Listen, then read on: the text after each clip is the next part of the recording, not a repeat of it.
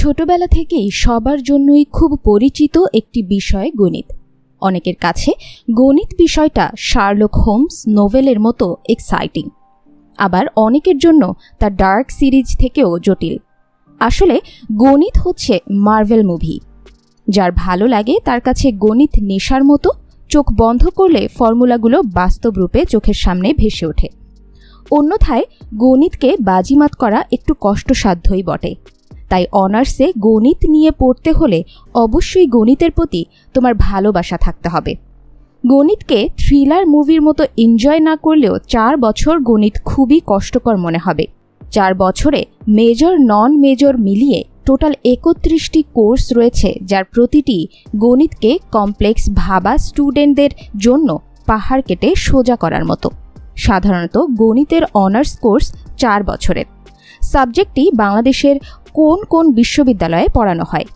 স্বনামধন্য অনেক বিশ্ববিদ্যালয় রয়েছে এই বিষয়ে অধ্যয়নের সুযোগ।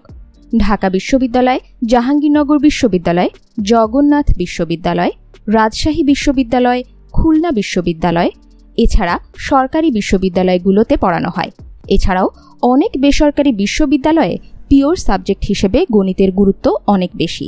কী কী বিষয় অথবা কোর্স পড়ানো হয়?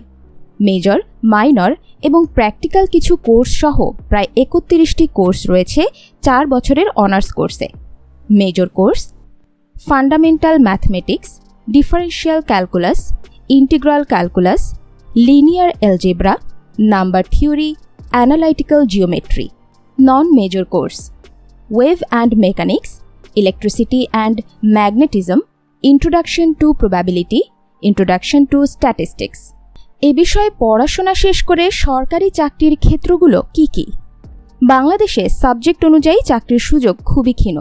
ম্যাথে অনার্স করা যে কোনো শিক্ষার্থী বিসিএস এক্সাম দিয়ে সরকারি যে কোনো সেক্টরে চাকরি করতে পারে, তবে এতে ম্যাথ পড়ার জন্য আলাদা কোনো সুবিধা পাওয়া যাবে না।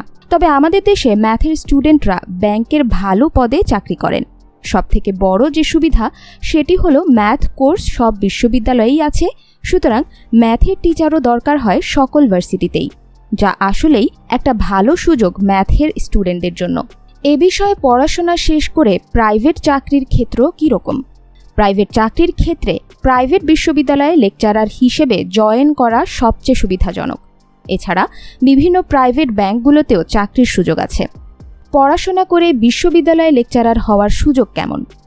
ম্যাথের স্টুডেন্টদের সবচেয়ে বেশি সুযোগ বিশ্ববিদ্যালয়ে লেকচারার হওয়ার। এক্ষেত্রে চাইলে যে কোনো ইঞ্জিনিয়ারিং ইউনিভার্সিটির লেকচারার হওয়া যায় যদি স্টুডেন্টের যোগ্যতা থাকে। তবে বিশ্ববিদ্যালয়গুলো মূলত তাদের স্টুডেন্ট থেকেই বাছাই করে লেকচারার হিসেবে নিয়োগ দিয়ে থাকে। এক্ষেত্রে সিজিপিএ খুবই বড় ফ্যাক্টর। তবে ভালো দিক হচ্ছে ইঞ্জিনিয়ারিং বিশ্ববিদ্যালয়গুলোতে ম্যাথকে আলাদা সাবজেক্ট হিসেবে পড়ানো হয় না, তাই এসব ভার্সিটিতে ম্যাথ লেকচারার অন্য ভার্সিটি থেকে নেওয়া হয়। এক্ষেত্রে সিজিপিএ হতে হয় ন্যূনতম 3.5। চাকরির ক্ষেত্রে স্যালারি রেঞ্জ কেমন? স্যালারি আসলে স্পেসিফিকভাবে কিছু বলা যায় না, তবে স্যালারি রেঞ্জ সময় এবং স্কিলের সাথে সাথেই ভালো পায়। বিদেশে উচ্চশিক্ষা অর্জন করেও স্যালারির পরিধি বাড়াতে পারো। রিসার্চের কেমন সুযোগ রয়েছে? বাংলাদেশে রিসার্চের তেমন কোনো সুযোগ নেই বললেই চলে, তবে বিদেশে গণিতবিদদের ভালো স্যালারিতে রিসার্চের জন্য রিক্রুট করা হয়।